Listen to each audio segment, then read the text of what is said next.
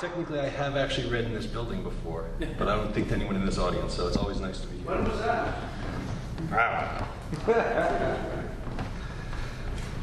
This first one. This first one is from my older blog, which you can find online at cyberfumes.blogspot.com. It's titled The Ancient Forest.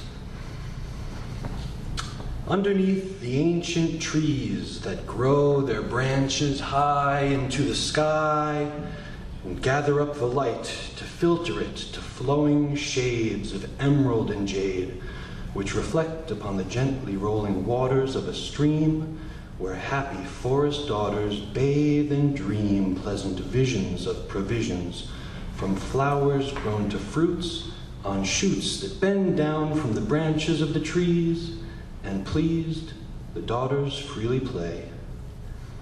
A sudden shudder in the leaves breaks them from their peaceful dreams to hear a buzzing, strange machine, the likes of which they've never seen.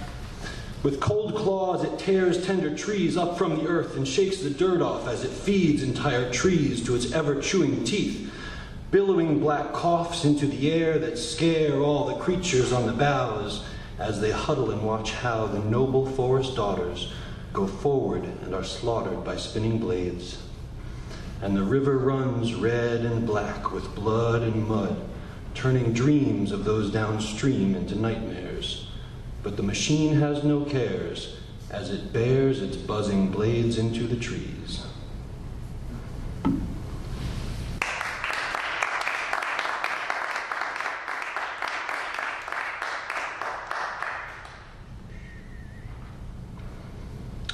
Like giants stomping around.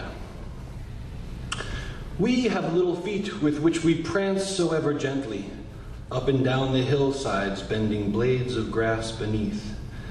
Then giants come with giant feet and stomp around abruptly, turning hillsides into landslides of torn-up sod and heath. We have little feet with which we bound around so gently, but giants with their big feet keep stomping around. We go about our business trying not to cause disturbance, but when giants come, we know they'll smash the village to the ground.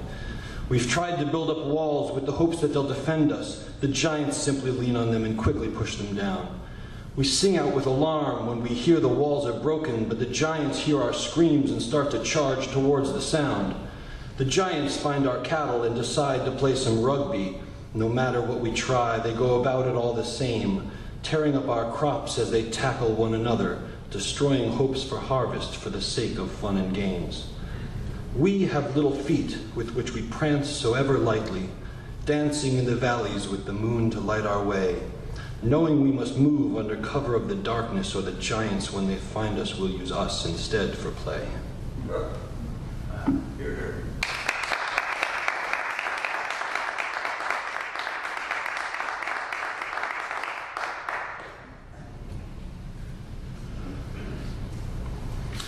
Misinformation.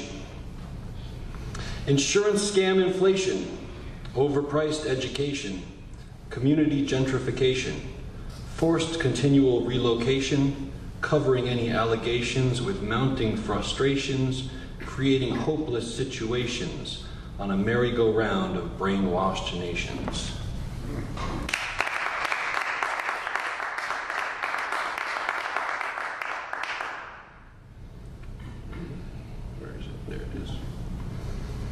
So I was watching some videos on YouTube because it's awesome. Going back, learning about the Greeks and the founding of democracy itself. And the one flaw that they really found in democracy was mob rule. When the mob takes over, there goes democracy. So this poem is mob rule. Constantly fronting like you know something, but what you know is just a show, and we can clearly see it. Complex arguments built on stilts, so far extending, no one can see their ending, yet you expect us to believe it. Yes, freedom of speech, but please keep it in reach, at least tethered to reality. That's not just a formality, it's required to be effective. The abstraction that you draw may keep your audience in awe, but it lies outside what evidence can provide to justify your perspective. But you know that talking heads will still shill what you've said and give it their blessing because it sounds interesting, even though they can't understand it. Thus, truth is defeated as your message gets repeated, and the crowd cheers for the only thing they can hear, exactly as you planned it.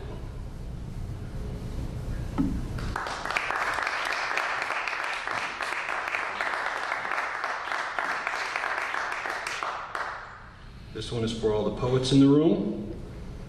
If I can find it, there it is. It's called Weapons of War. I'm a weapon of war, and these songs that I sing are the bullets that will bring you down. I've never known you to get so nervous as when you know that I'm around, because the power that you threaten us with, your jets and ships and your tanks, are worth nothing to you, and you know it, without complete control of the ranks of universal soldiers standing ready and willing at your command. Without them, your threats are naught but a sharpened sword without a hand. I'm a weapon of war, and this war that I fight is the battle for our very souls, that you're always trying to rip from us, demanding we must meet your goals. You lead with the carrot, then follow with the stick to ensure you've got both sides imprisoned, keep us entertained so we don't take the time to question our living conditions. I'm a weapon of war because I recognize that this war that you've waged upon us, but your conquest depends on us not realizing your attacks are directed against us. So these songs that I sing are the proverbs that will prove your power structure is wrong. While you stand up there and shout at us, you've been propped upon our shoulders all along.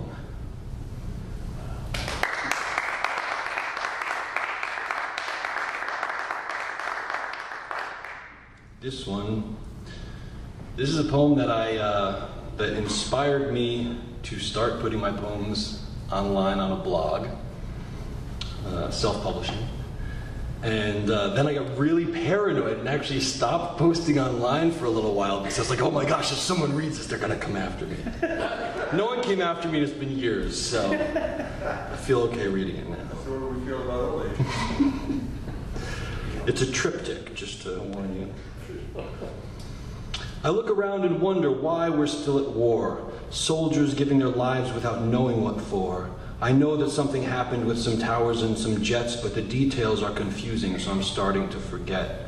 Meanwhile, I've been fighting on the streets every day and making sure if someone looks at me, I look the other way. I gotta hide the urges to look you in the eye. If you're crazy, that's a sure way for me to die. But everybody's searching for something good to find, turning eyes from each other towards the billboard signs. The airbrushed images all look so nice, but of course they forget to mention the price. The mercantile class is running the show, selling answers for anything you want to know. If you're looking for love and a life of happiness, all you've got to do is buy this expensive dress and go to this place where you'll pay a small fee to get a small chance to be all that you can be. And if after all that you still don't make the cut, well, just rinse and repeat till you're running in a rut. It's such a small fee, a small slice of the cake, when compared to all of that money you make. What else are you going to do with all the dough you're earning? You don't got time for much because you got work in the morning, and it doesn't really matter if you hate your job because it gives you what other people want to rob, and at the end of the day, that's all you really require, that you are the object of someone's desire. Great minds that think alike have been imprisoned. Now they all think alike with their televisions.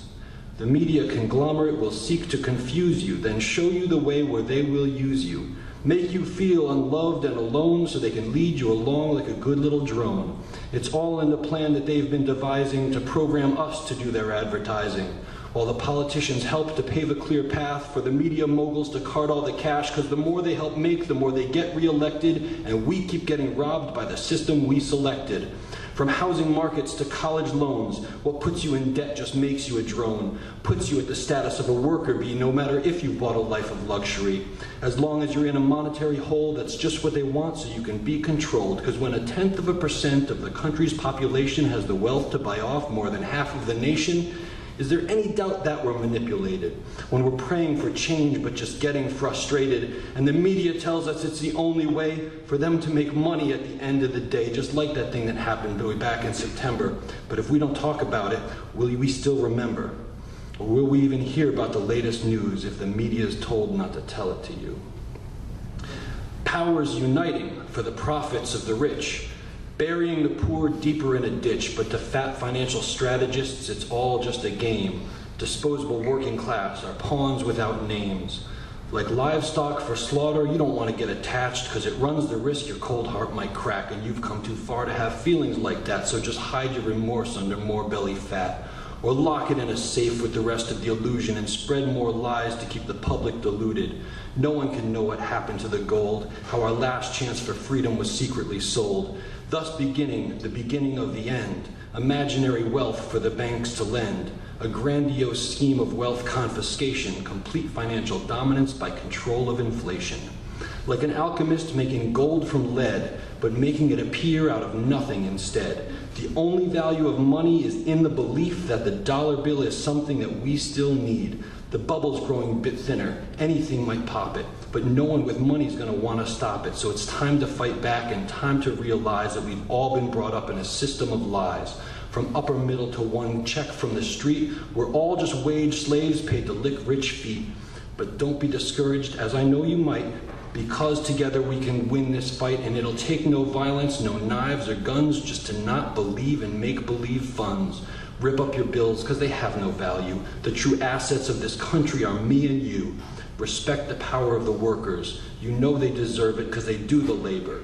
And turn the tables on the money changers because we are the people and they are strangers. Thank you guys.